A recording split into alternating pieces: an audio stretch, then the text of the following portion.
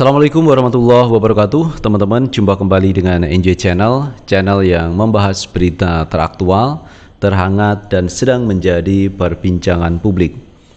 Sahabat NJ Channel, kali ini yang akan kita bahas mengenai Pak Anies Baswedan, salah seorang tokoh yang didukung oleh 3 partai besar untuk maju di 2024. Jadi secara hitung-hitungan Pak Anies sudah mengantongi teman-teman ya tiket untuk menuju di 2024 dari Nasdem, PKS, dan Demokrat. Namun perkembangan sampai hari ini Pak Anies belum punya calon wakil presiden dan memang belum diumumkan. Namun dari hasil tim 8 sudah disampaikan sudah ada calon wakil presiden dari Anies Baswedan. Dan Pak Anies akan mengumumkan dalam waktu yang tidak lama. Nah, terkait itu semua teman-teman ya, memang saya mengapresiasi dari Pak Anies Baswedan yang kemarin sudah menyampaikan terkait Pilpres 2024 yang akan datang. Sebaiknya Pilpres nanti itu diisi dengan ide dan gagasan, kemudian rekam jejak, setelah itu program. Dan 3 ini Pak Anies sudah punya rekam jejaknya karena beliau pernah menjadi Gubernur DKI Jakarta. Ide dan gagasan Pak Anies juga sudah punya, kemudian program ke depan juga Pak Anies punya. Dan kali ini teman-teman ada satu penjelasan yang cukup baik dari Pak Anies Baswedan mengenai IKN. Ada seseorang yang bertanya dalam bahasa Inggris dan dijawab Anies dengan bahasa Inggris pula. Ini luar biasa teman ya.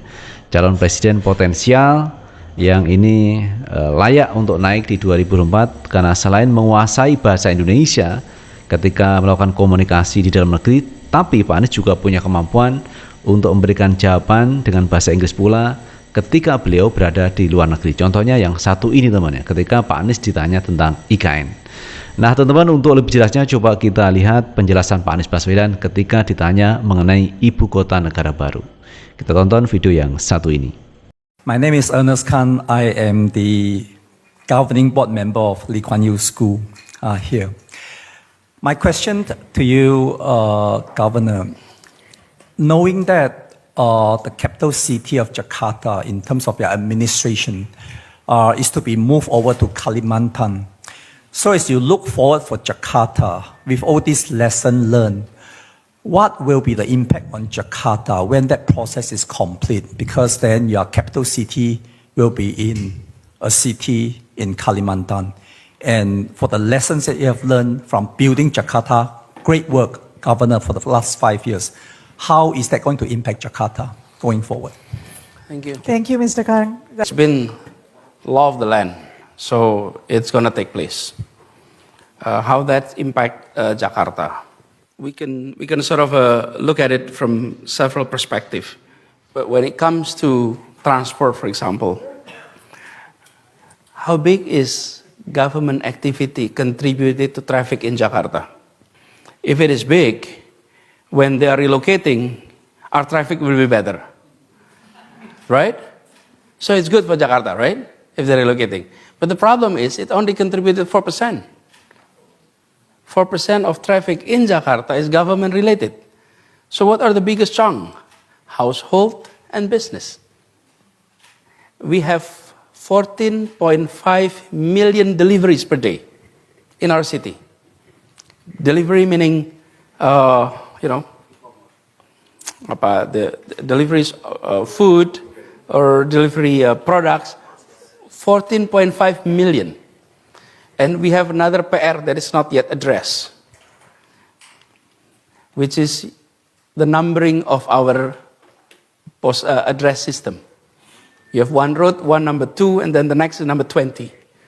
Okay? And then next is number 30, right? That's happening. We're not addressing that issue yet, step by step. But when it comes to activity, major activity in Jakarta is actually non-governmental. So when it comes to relocations of our capital, we are going to be center of Indonesian economy still. We still contribute 17-18% of our GDP. That's not going to change. And we will see more government employee moving to East Kalimantan. And I believe that... Nah itu sahabat Enjoy Channel terkait pernyataan yang disampaikan Pak Anies Baswedan melalui bahasa Inggris. Dan ini salah satu kebanggaan teman. Putra terbaik bangsa yaitu Pak Anies Baswedan ini didukung oleh banyak warga masyarakat untuk maju di 2024 sebagai calon presiden. Karena Pak Anies punya kemampuan, Pak Anies punya kapasitas untuk itu. Bagaimana beliau bisa berinteraksi di dalam negeri maupun di luar negeri.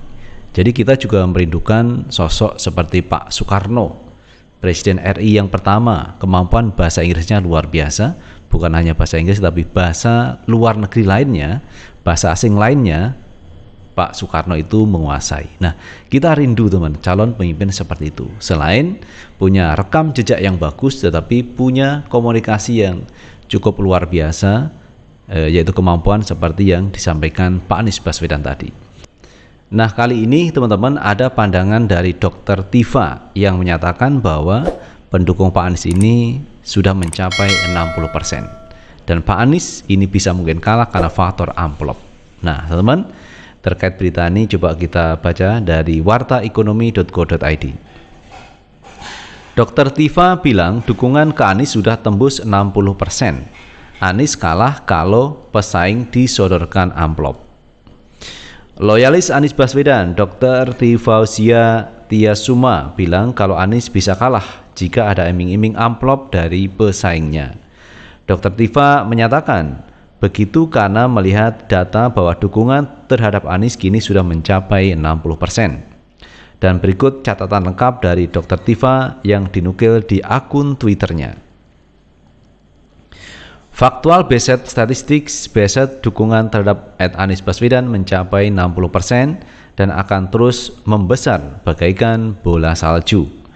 Yang bisa merontokkan 60% itu cuma kalau sebagian pendukung rontok hatinya karena iming-iming amplop. Tetapi saya duga tidak banyak. Pendukung Anies adalah rakyat yang cerdas dan beriman. Sulit membengkokkan hati pendukung yang demikian. Dan dengan kekuatan ini kalau sampai ada yang berani jegal artinya memang ngajak gelut. Kalau rakyat sampai ditawur, percayalah, sudahlah. Secara panjang menyatakan siapapun yang berani melawan kehendak rakyat, dia bakal digelandang pakai celana kolor sama singlet. Silahkan Cepong dan Basar ngamuk-ngamuk baca tweet ini. Saya kasih lapak buat kalian ngamuk. Nah, itu teman pandangan dari Dr. Tifa teman mengenai dukungan Pak Anies Baswedan. Saya mengambil salah satu statement yang disampaikan oleh Dr. Tifa bahwa pendukung Pak Anies sudah mencapai 60% dan itu bisa membesar. Dan saya pikir apa yang disampaikan Dr. Tifa memang cukup beralasan. Kenapa begitu? Karena warga masyarakat banyak yang menginginkan perubahan dan perbaikan sesuai dengan tagline dari Pak Anies Baswedan juga dari Agus Harimurti Yudhoyono. Ingin perubahan, terutama yang sering disampaikan Pak Anies adalah keadilan sosial bagi seluruh rakyat Indonesia. Apakah ini sudah menunjukkan arah ke sana? Dan ini memang progres menuju ke sana. Tetapi akan lebih baik kalau dinahkodai orang yang membawa tagline perubahan dan perbaikan, yaitu Anies Baswedan. Dan apakah Pak Anies nanti bisa melakukan itu? Tentu saja kalau diberi kepercayaan, kemungkinan Pak Anies bisa mewujudkan itu. Karena sebagai rekam jejak terlihat pada waktu beliau menjadi Gubernur DKI Jakarta. Banyak program-program Pak Anies yang merakyat, yang dapat dukungan dari warga masyarakat. Ini menunjukkan bahwa Pak Anies memang diinginkan oleh warga masyarakat. Nah, kalau kita melihat di Jakarta itu kan mayoritas kemarin di Pilkada DKI ya memang memilih Pak Anies Baswedan. Dan ternyata benar Pak Anies Baswedan menang. Nah, apakah nanti akan juga sama secara nasional akan mendukung Pak Anies? Mudah-mudahan pemilu 2024 nanti dilakukan dengan jujur dan adil. Tidak ada cawe-cawe kekuasaan yang mengintervensi. Kalau ada cawe-cawe kekuasaan mendukung salah satu calon, ini yang bisa mungkin menjadi tidak adil dan tidak proporsional tentunya.